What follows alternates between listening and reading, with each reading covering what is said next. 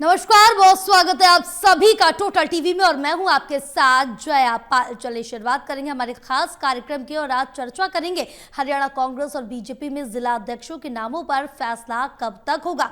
बता दें कि हरियाणा की दोनों प्रमुख पार्टियों में इन दिनों संगठन नियुक्तियों को लेकर सियासत गर्म है। कांग्रेस में जहां जिला अध्यक्षों के नाम आला कमान को सौंपे जा चुके हैं और उस पर जल्द राहुल गांधी फैसला भी ले सकते हैं, तो वहीं दूसरी तरफ बीजेपी में भी प्रदेश अध्यक्ष के चुनाव को लेकर तारीखों का इंतजार हो रहा। कांग्रेस पार्टी में जहां जिला अध्यक्षों की नियुक्ति को लेकर जल्द आला कमान की बैठक हो सकती है, वहीं बीजेपी कांग्रेस की आपसी गुटबाजी को लेकर निशाना साध रही है और संगठन नियुक्तियों को लेकर सियासत गरमा रही है।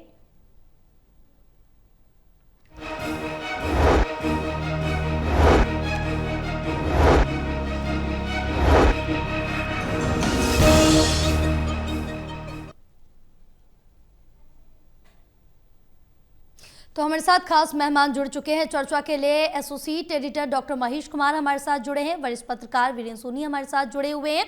चर्चा करेंगे लेकिन उससे पहले दिखाएंगे एक रिपोर्ट।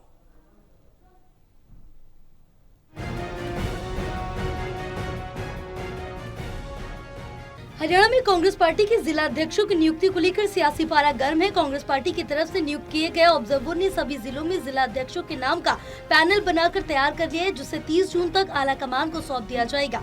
उसके बाद मल्लिकार्जुन खड़गे से लेकर राहुल गांधी तक उन नामों पर विचार करके उन्हें फाइनल करेंगे। कांग्रेस पार्टी की ओर से जिला अध्यक्षों की नियुक्ति देख रहे लालजी देसाई ने टोटल टीवी से बात करते हुए बताया कि आखिर कब तक जिला अध्यक्षों के नाम को फाइनल किया जा सकता है। हम 5-6 नाम जो है वो पैनल में भेजेंगे और वो जो भी नाम आएंगे उन नामों के बारे में, उनका बैकग्राउंड है, उनके बारे में जानकारी है, वो सारा का सारा हम लोग तैयार करके देंगे। मेरे ख्याल से ज़्यादातर डिस्ट्रिक्ट में 30 तारीख से पहले ही सब कुछ तैयार होकर जो है हमारे सेंट्रल लेवल पे हाईकमांड में ये पहुंच जाएगा। कुछ जगह पे अलग अलग कारणों से जहाँ पर कोई हम लोग क्योंकि लगातार टूर करते हैं, मैं पिछली बार जब आपको मिला था तब से लगातार टूर कर रहा हूँ यहाँ और पटना और यहाँ वापस, तो कभी कभार हमारे दूसरे राजनीतिक कार्यों की वजह से 2-4 दिन का कहीं आगे पीछे 1-2 जगह पे हो भी सकता है, बट मोर और लेस 30 तारीख को सबके रिपोर्ट सबमिट हो जाएंगे। ज़रूरत पड़ने पर उसका सेकेंड राउंड भी, थर्ड राउंड जो है वो भी होगा। बता दें कि कांग्रेस में जहां जिला अध्यक्षों की नियुक्ति जल्द हो सकती है, वहीं दूसरी ओर बीजेपी के राष्ट्रीय अध्यक्ष की नियुक्ति से पहले कई राज्यों में प्रदेश अध्यक्षों की नियुक्ति होनी है। हरियाणा भी उन राज्यों में शामिल है जहां बीजेपी प्रदेश अध्यक्ष की नियुक्ति होनी है।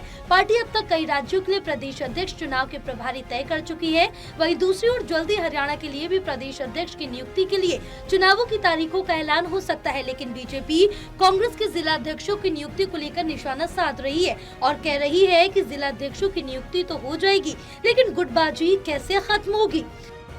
अगर हरियाणा की बात करूं तो अलग अलग गुट है, कोई हुड्डा जी का गुट है, कोई रणदीप जी का गुट है, कोई शैलजा जी का गुट है, और ऐसे गुट है जिनके विचारों में कहीं भी दूर दूर तक कोई समानता नहीं है और इसलिए वो एक दूसरे को खुद ही क्रिटिसाइज करने का काम करते हैं।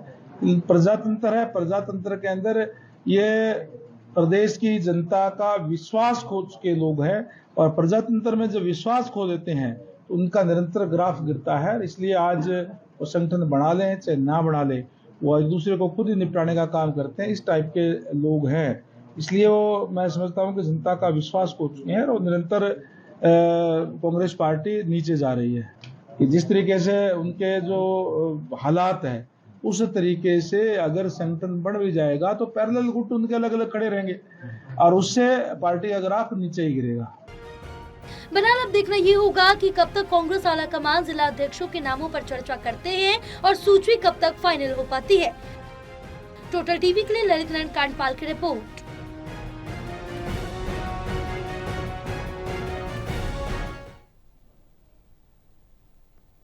चलिए चर्चा की शुरुआत करेंगे। सबसे पहले महेश आपके पास आऊंगी और हरियाणा में राजनीतिक दांव पेच उस समय काफी ज्यादा तेज हो गया है, सियासत गरमा रही, क्योंकि हरियाणा में बीजेपी और कांग्रेस में संगठन की नियुक्तियों पर इस समय जोर दिया जा रहा है। लेकिन अब बात करें तो इंतजार काफी लंबा हो रहा है, कब तक उम्मीद की जा रही है?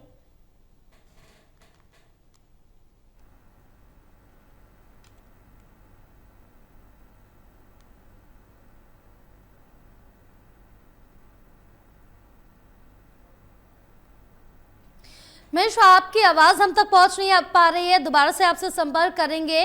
वीरेंद्र, आपके पास आऊंगी और यही सवाल दोहराऊंगी, क्योंकि जिस तरह से देखें कि इंतजार काफी ज्यादा लंबा हो रहा है, इस पर सियासत काफी ज्यादा गर्मा रही है। कब तक यहां पर संगठन बन जाएगा, नियुक्तियां जिला अध्यक्षों की हो जाएगी? ये कांग्रेस संगठन ने अपने जिला अध्यक्षों की घोषणा में इतना समय लगा दिया है। उसका कारण है, देखिए, अब राहुल गांधी भी ऑब्जर्वर्स की मीटिंग ले चुके हैं, ऑब्जर्वर भी जिलों में जा रहे हैं, और पहली बार हो रहा है कि जो प्रदेश प्रभारी हैं बीके हरिप्रसाद, वो भी जिला स्तर पर जाकर कार्यकर्ताओं से फीडबैक ले रहे हैं। ऐसा पहली बार हुआ है, इससे पहले ऐसा कभी नहीं हुआ।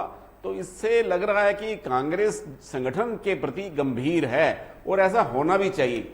लेकिन अब ये दिखाई देगा, जब घोषणा होगी तो ये दिखाई देगा कि जो नियुक्तियों की घोषणा होगी उससे ये मालूम होगा क्या ये नेताओं विशेष के कहने पर नियुक्तियां हुई हैं या कार्यकर्ताओं के वास्तविक फीडबैक के आधार पर हुई हैं। तो कार्यकर्ता क्या चाहते हैं और कांग्रेस संगठन के नेता क्या चाहते हैं, इसमें देखिए, हर जो नेता है वो अपने को जिला अध्यक्ष के पद पर लाना चाहता है। ये एक तरह का शक्ति प्रदर्शन बना हुआ है। ये शक्ति प्रदर्शन पार्टी के लिए कितना हितकर होगा, कितना इसका नुकसान होगा, ये तो समय बताएगा। लेकिन कांग्रेस संगठन ने इस बार जो है जो परंपरा बनाई है, ऐसा लग रहा है कि वो संगठन की रचना के प्रति गंभीर है। लेकिन जो नेता है वो इसको कितना सफल होने देंगे, ये जो सूची आएगी उससे ये साबित होगा कि किस नेता का कितना वर्चस्व है। क्या कार्यकर्ताओं के जो सुझाव दिए गए थे, जो कार्यकर्ता चाहते थे, अब 6-6 का पैनल बनाना है। इस पैनल को बाद में शॉर्ट लिस्ट करके कितना किया जाएगा, कैसे किया जाएगा, और जातीय संतुलन कैसे बनाया जाएगा, ये सब कांग्रेस के संगठन के स्तर पर तय होना है।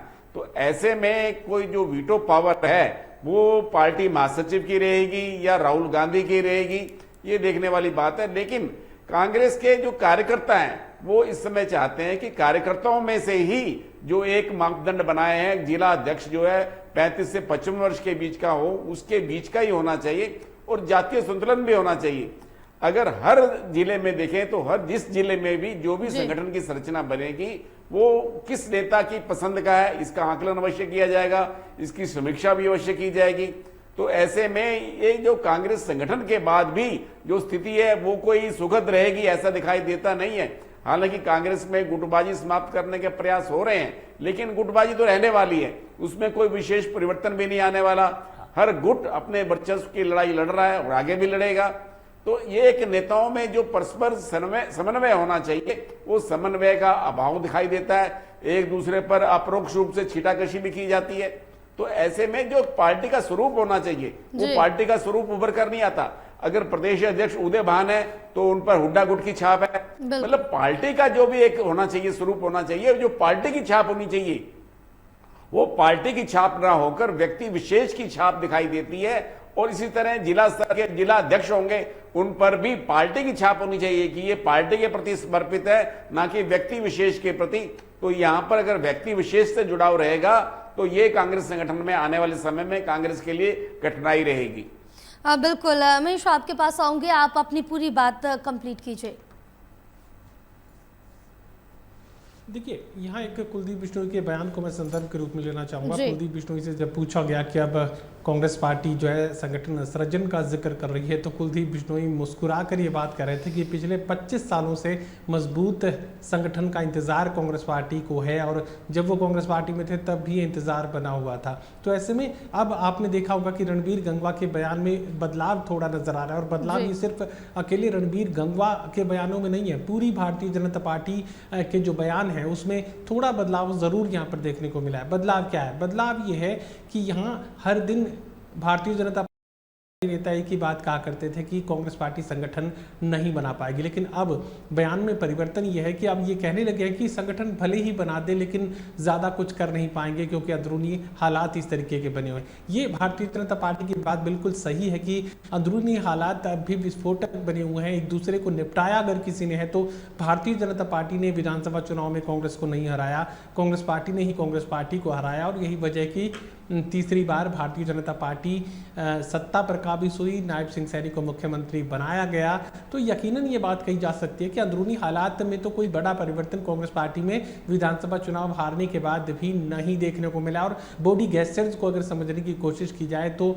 यहाँ रोहतक में एक शोक सभा में शामिल हुई थी कुमारी शैलजा, चौधरी वीरेंद्र सिंह शामिल हुए थे, तो उसमें चेहरों के जो गेस्चर्स नजर आ रहे थे उसमें भूपेंद्र सिंह हुड्डा काफ़ी ज़्यादा उदास और मुरझाए नजर आ रहे थे। लेकिन जिक्र अगर किया जाए कुमारी शैलजा का और चौधरी वीरेंद्र सिंह का, तो चेहरे पर मुस्कुराहट, खिलखिलाहट और ठाके लगाने वाला जो अंदाज था वो देखने को मिल रहा था। एक सिंगल फोटोग्राफ में नीचे लोगों ने सोशल मीडिया पर कैप्शंस पूछने की कोशिश की कि बताइए कि इसमें आपको क्या समझ में आता है। तो यकीनन ये बात कही जा सकती है कि अभी अंदरूनी हालात जो कांग्रेस पार्टी के हैं वो अभी माकूल नहीं है। राहुल गांधी भले ही संगठन सृजन पर आगे बढ़ने का जिक्र कर रहे हों, यहाँ जिलाध्यक्षों के नाम का ऐलान भी कर दिया जाए, लेकिन जिस तरह का रिजर्वेशन यहाँ पर राहुल गांधी देना चाहते हैं, ओबीसी को रिजर्वेशन, एससी को रिजर्वेशन, वो रिजर्वेशन क्या उतना मजबूत रहेगा? वो रिजर्वेशन क्या सत्ता के मुहाने तक ले जा पाएगा? वो रिजर्वेशन क्या एक मजबूत संगठन को खड़ा कर पाएगा? देखिए, रिप्रेजेंटेशन जरूरी है, लेकिन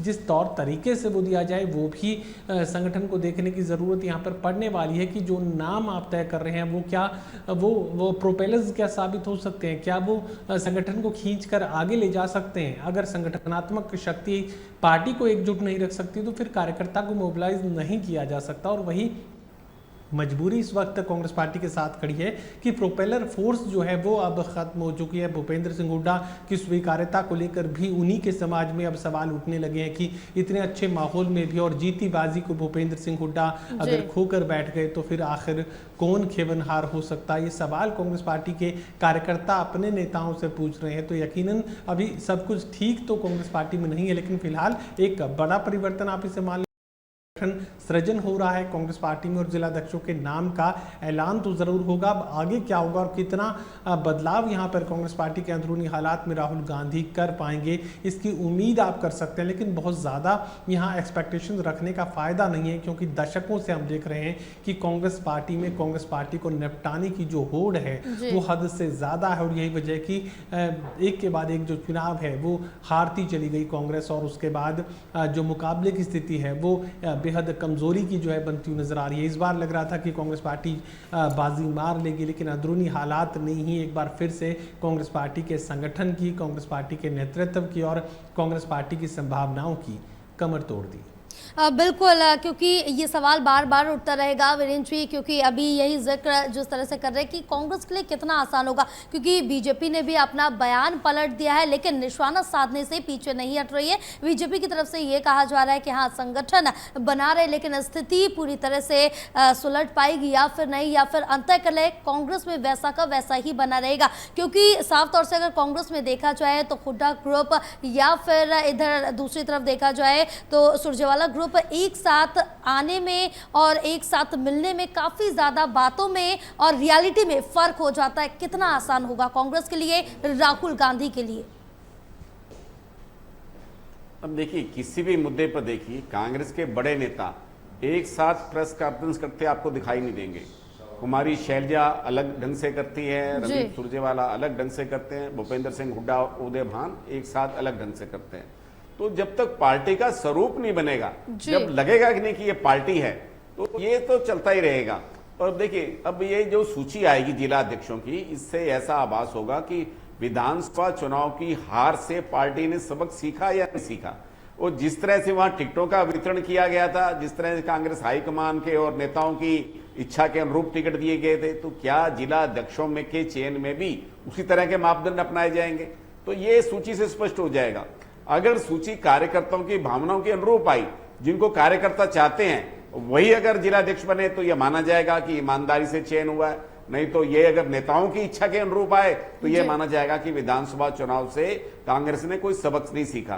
पर ये देखिए, जो कांग्रेस की स्थिति हुई है विधानसभा चुनाव में, उसके कई कारण थे। एक कारण संगठन ना होना भी था, एक कारण था, पूरा कारण नहीं था, क्योंकि अगर यही स्थिति तो लोकसभा चुनाव में भी थी। लोकसभा चुनाव में संगठन नहीं था, फिर भी पार्टी 5 सीटें जीत गई। लेकिन विधानसभा चुनाव में पार्टी की कोई रणनीति नहीं थी और सभी नेता चुनाव लड़ रहे थे। चुनाव लड़वाने वाले कौन थे? कुमारी शैलजा नाराज होकर बैठ गई थी, तो उसमें कई कारण थे। और अब देखना है कि अब संगठन बनने के बाद निकट भविष्य में कोई ऐसी संभावना तो है नहीं शक्ति प्रदर्शन की, कोई जिससे अग्नि परीक्षा साबित हो।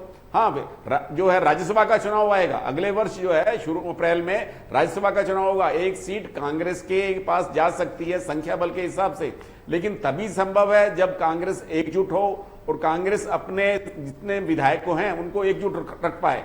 तो ये एक स्थिति होगी। नहीं तो कांग्रेस का जो इतिहास है हम देखते हैं, कांग्रेस सीट खोद रही है, तो कहीं ऐसा ना हो कि भारतीय जनता पार्टी दोनों सीटें ले जाए।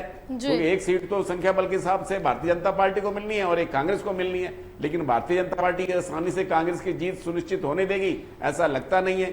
तो तब कांग्रेस की परीक्षा होगी। यदि कांग्रेस अभी तक अपने विधायक दल का नेता का चयन नहीं कर पा रही, इसमें कोई अड़चन नहीं है, घोषणा कर देनी चाहिए थी। कुमारी शैलजा भी कह रही हैं कि अभी तक अगर विधायक दल के नेता का चयन नहीं हो रहा है या घोषणा नहीं हो रही, तो इसका आशय आप समझ सकते हैं। तो इससे सभी अपने अपने अर्थ लगा रहे हैं।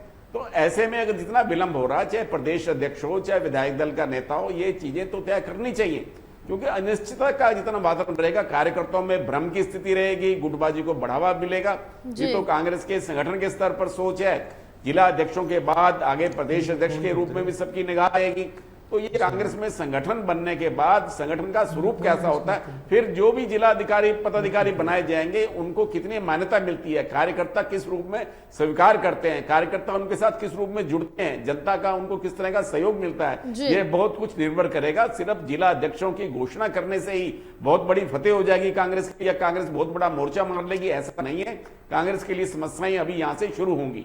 बिल्कुल, कांग्रेस के लिए ये राह आसान रहने वाली नहीं है महेश। लेकिन इस बीच बड़ा सवाल ये भी उठता है कि क्या हरियाणा में बडौली को दूसरी बार मौका मिलेगा या फिर नहीं। और दूसरा सवाल ये है कि कांग्रेस में भी उदय भान का कार्यकाल अब पूरा हो चुका है, तो क्या कांग्रेस हाईकमान उदय भान को दोबारा मौका देगी?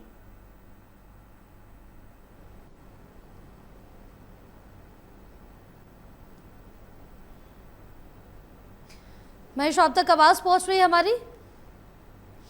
चलिए एक बार फिर से संपर्क साधेंगे, लेकिन वीरेंद्र जी आपके पास आऊंगी, क्योंकि जिस तरह से देखें कि अब कांग्रेस की तरफ से कोशिशें लाख की जा रही है। और अगर यहां पर विधानसभा चुनाव का जिक्र तो पिछले साल 2024 में अक्टूबर में संपन्न कराए गए थे, और जिसके बाद अब दोबारा अक्टूबर आने वाला है, यानी कि 10 महीने बीत चुके हैं, अभी तक नेता विपक्ष नहीं दे पाए। इस पर सवाल कई खड़े हो रहे हैं कि संगठन नहीं बन पाया और तमाम चीजें यहां पर नहीं हो पाई, जिस वजह से कांग्रेस हारी भी और अब तक एक मत नहीं हो पाए, जिस वजह से नेता विपक्ष भी नहीं दे पाए हैं। सवाल कांग्रेस के ऊपर इस बीच काफी ज्यादा खड़े हो रहे हैं, लेकिन अब जिला अध्यक्षों की नियुक्ति के बाद यहाँ पर संगठन बन जाएगा, उसके बाद कहीं ना कहीं लगाम जरूर लगेगी इन सवालों पर।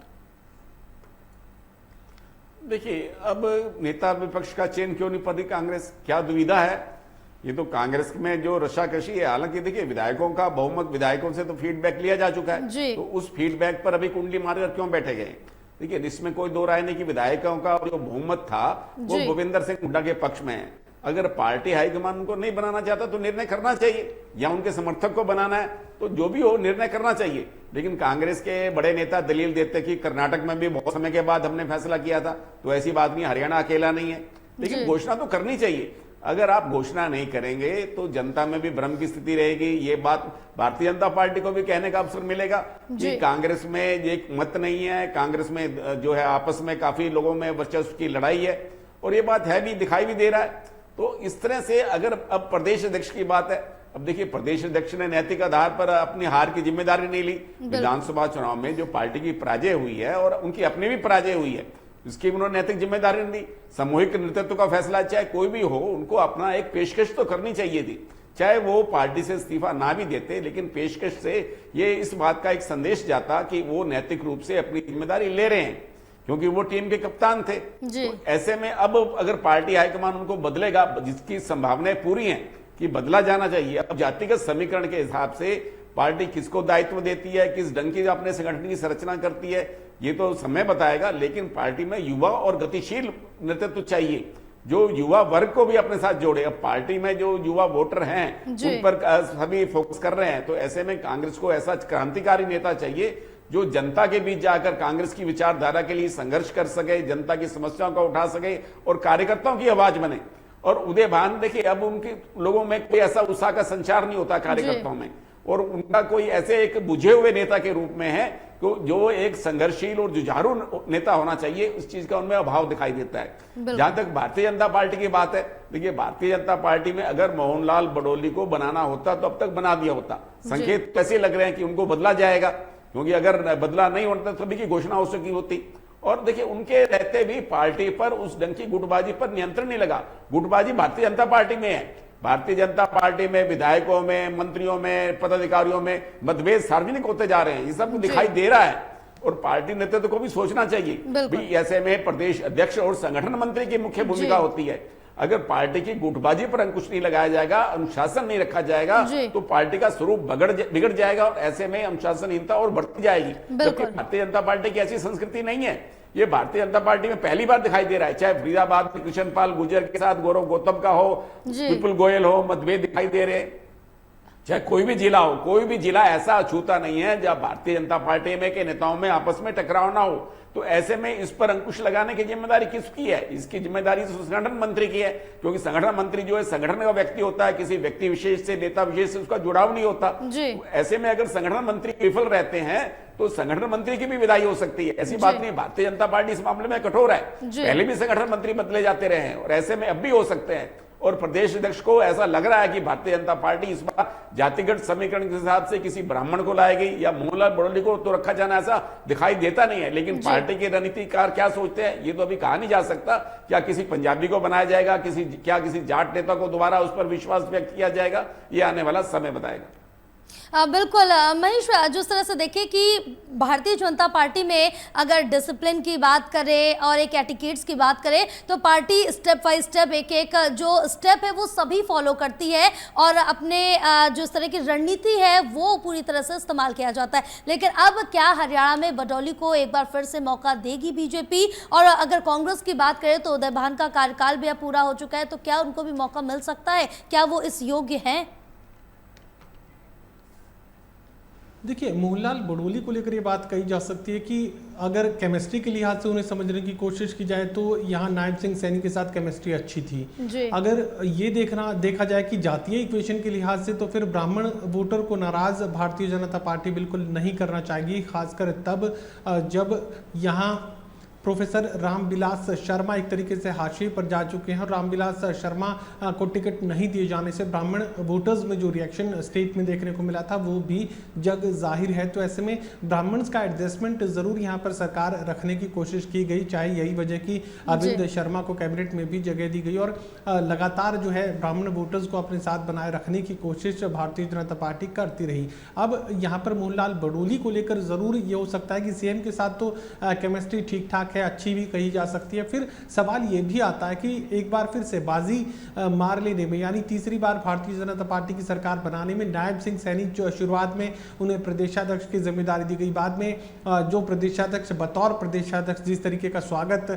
उनका किया गया और ओबीसी का जिस तरीके का फीडबैक सामने आया, उसके बाद उन्हें सीएम प्रोजेक्ट कर दिया गया और दोबारा से सीएम की कुर्सी पर बैठा दिया गया। तो यहाँ जो परफॉर्मेंस सामने आया विधानसभा चुनाव के दौरान उसका एक क्रेडिट उसकी एक मेरिट जो है वो काम आई नायब सिंह सैनी के। लेकिन प्रदेशाध्यक्ष की जिम्मेदारी महत्वपूर्ण पद है और दोबारा सरकार बनाने में प्रदेशाध्यक्ष भी सबसे महत्वपूर्ण कड़ी माना जाता है। तो फिर ऐसे में मोहनलाल बडोली को आशीर्वाद के रूप में, पारितोषिक के रूप में, इनाम के रूप में क्या दिया गया भारतीय जनता पार्टी की तरफ से? ये सही है कि एक यौन शोषण के मामले में उनका नाम आया, एफआईआर भी दर्ज हुई, लेकिन राजनीतिक कारणों से भी बहुत कुछ घटता है। आज अभी मैं जिक्र करूं तो यहाँ देवेंद्र बूढ़िया जो कि अखिल भारतीय बिश्नोई महासभा के राष्ट्रीय अध्यक्ष रहे हैं, उन्हें यौन शोषण के मामले में एक एफआईआर जो कि आदमपुर में दर्ज की गई थी और हिसार कोर्ट में उन्हें पेश किया गया। 14 दिनों की न्यायिक हिरासत में उन्हें भेज दिया गया। स्वास्थ्य भी खासा खराब उनका नजर आ रहा था और सिविल हॉस्पिटल हिसार में पहले उनका जो मेडिकल है वो करवाया गया। तो यहाँ जो एफआईआर दर्ज की गई वो आदमपुर में दर्ज की गई और एक लड़की के यौन शोषण के मामले में जो है देवेंद्र बूढ़िया के खिलाफ ये कार्रवाई देखने को मिल रही थी। देवेंद्र बूढ़िया अखिल अखिल भारतीय बिश्नोई महासभा के राष्ट्रीय अध्यक्ष थे वो इस वजह से चर्चित नहीं हुए थे, वो इस वजह से चर्चित हुए थे कि कुलदीप बिश्नोई जो कि अखिल भारतीय बिश्नोई महासभा के संरक्षक थे और आजीवन संरक्षक थे, उन्हें चुनौती उनकी तरफ से दी गई थी और एक सीधे टकराव की स्थिति वहां पर देखने को मिली थी। तो राजनीति में बहुत कुछ ऐसा भी होता है जो अनएक्सपेक्टेड होता है। तो यौन शोषण के एक मामले में जरूर यहाँ पर उनका नाम सामने आया, सच्चाई क्या है वो अलग बात है। फिलहाल इन्वेस्टिगेशन की बात है, पुलिस ने तो क्लीन चिट दी लेकिन कोर्ट में ये मामला पहुंच चुका है। अब जिक्र आप कांग्रेस पार्टी का कर रहे थे, तो कांग्रेस पार्टी में भी उदय बहान का परफॉर्मेंस तो जग जाहिर हो चुका है, जीती बाजी वो हराकर आ चुके हैं और अपनी सीट भी वो गवा चुके हैं। तो ऐसे में संगठनात्मक शक्ति जो प्रदेशाध्यक्ष में होनी चाहिए थी वो शून्य के बराबर यहाँ पर देखने को मिली है। तो ऐसे में उनका बदलाव तो तय है। ये अलग बात है कि भूपेंद्र सिंह हुड्डा के खेमे से शायद कोई बना दिया जाए, लेकिन दो में से एक ही चीज उन्हें मिल सकती है, या तो नेता प्रतिपक्ष की कुर्सी उनके खेमे में जाएगी या तो फिर प्रदेशाध्यक्ष की कुर्सी उनके खेमे में जाएगी। बिल्कुल, लेकिन कहीं ना कहीं कांग्रेस पर अभी भी सवाल 10 के 10 बने हुए हैं। बहरहाल तमाम जानकारी साझा करने के लिए, हमारे साथ चर्चा करने के लिए बहुत शुक्रिया आप दोनों का। और जिस तरह से देखे कि दोनों ही पार्टी अपना जिला अध्यक्ष बनाने के लिए यहाँ पर कई नाम सामने रख रही है, और क्या कांग्रेस संगठन बनाने में पूरी तरह से सफल हो पाएगी, जो गुटबाजी कांग्रेस के अंदर है क्या वो खत्म हो पाएगी, क्योंकि सियासी जो गर्माहट है वो साफ तौर से देखने को मिल रही है।